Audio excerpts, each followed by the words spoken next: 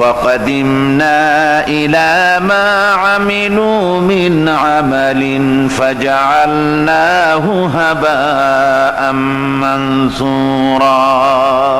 আর আমি তাদের সমস্ত কৃতকর্ম আমলগুলিকে সব ধূলিকণার মতো উড়িয়ে দেব।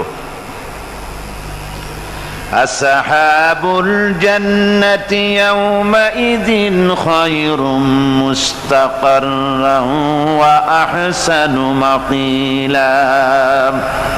সেদিন হাসরের ময়দানে জান্নাত এবং জাহান্নামীদের অবস্থা একরকম হবে না। যারা জান্নাতের অধিকারী হবে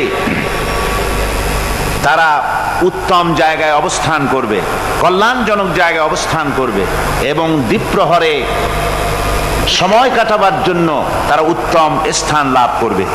অর্থাৎ জাহান্নামীরা আর জান্নাতীরা কিয়ামতের দিন তাদের এক অবস্থা হবে না।